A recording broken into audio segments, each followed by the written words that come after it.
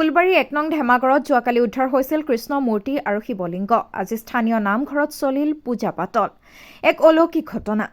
ৰঙানদী সমষ্টিৰ ফুলবাৰী অঞ্চলৰ এগৰাকী অৱসৰপ্ৰাপ্ত শিক্ষক জ্যেষ্ঠ ব্যক্তিয়ে সপোনত দেখিছিল সেই মূৰ্তি দুভাগ আৰু স্থানীয় ৰাইজে খনন কাৰ্য চলোৱাৰ পিছতে উদ্ধাৰ হৈছে মূৰ্তিসমূহ। আৰু পৌৰাণিক মূৰ্তি থাকিব পাৰেও সেই স্থানত। বৈজ্ঞানিক ভিত্তিত এতিয়া পৰীক্ষা কৰা হোৱা নাই মূৰ্তিসমূহৰ লগতে উদ্ধাৰ হোৱা স্থানসমূহো। লখিমপুৰৰ পৰা বেদান্ত বৰুৱাৰ প্ৰতিবেদন, ৰাইজৰ বাৰ্তা।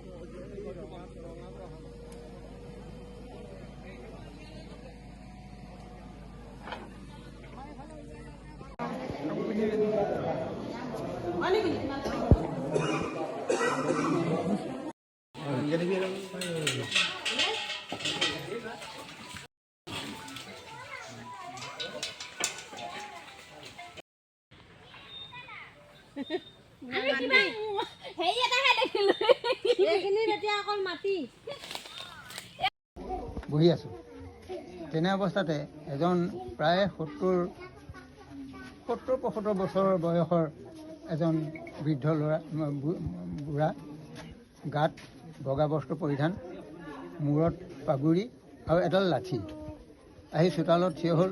মই বোলো আহক আহক বুলি কৈছে, নহয় মই নবহোঁ, মই কথা এটা ক'বলৈ আহিলোঁ। জানো কি কথা?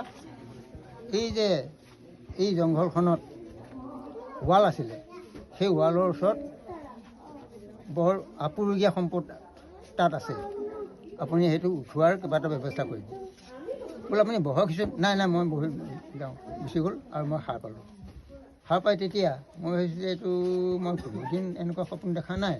আৰু মোৰ এটা চৰিত্ৰ আছে কি, সপোন দেখোঁ বহুত দেখোঁ, সাৰ পোৱাৰ লগে লগে মোৰ সপোনটো পাহৰি গুচি যাওঁ। কি দেখিছিলোঁ তাকে ক'ব, ভাল হওক বেয়া হওক, কিন্তু এইটো কথা মোৰ একদম স্পষ্টকৈ মনত আছে।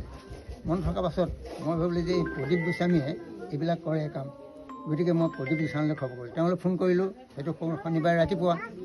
তেতিয়া মহা বোলে মই কালিলৈ দেওবাৰ নোৱাৰোঁ, মই পৰহিলৈ গৈ আছোঁ। সোমবাৰে তেওঁ আহি পালেহি, পাই পেলাই বোলে নহয় গাঁওবুঢ়াৰ লগত হেৰিটো কৰোঁ। এতিয়া কথাটো হ'বই নহ'ব, কিবা ওলাব নে নোলাব নে আকৌ হেৰি কৰিম, ৰাইজে আকৌ মোৰ পাছত একো নোলালে মোক মানে তিৰস্কাৰ কৰিব। তাৰপৰা গাঁওবুঢ়াৰ ওচৰলৈ আহিলোঁ, গাঁওবুঢ়াৰ লগত আলোচনা কৰিলোঁ আৰু তেওঁ আহি পালে সোমবাৰে। আহি চালোঁগৈ জেগাটো, আৰু তেতিয়া প্ৰদীপ গোস্বামীয়ে গোটেই হেৰিখিনি মোৰ পাছত এই পাছৰ কৰ্মখিনি গোটেইখিনি প্ৰদীপৰ দায়িত্বত চলি আছে, মোৰ হেৰিত মানে। আৰু তেওঁ মোমায়েকেও কৈছে, মোক ফোন কৰি কৈছে যে হেৰি আপুৰুগীয়া সম্পত্তি আছে বুলি কৈছে। আজি ওলালে, কালি ওলালে সেইবাৰ মূৰ্তি ভাগে আৰু এইটো কি কয় লিংগ ভাগ ওলালে। আজি ওলালে এভাগ শালিগ্ৰাম, এভাগ শালিগ্ৰাম।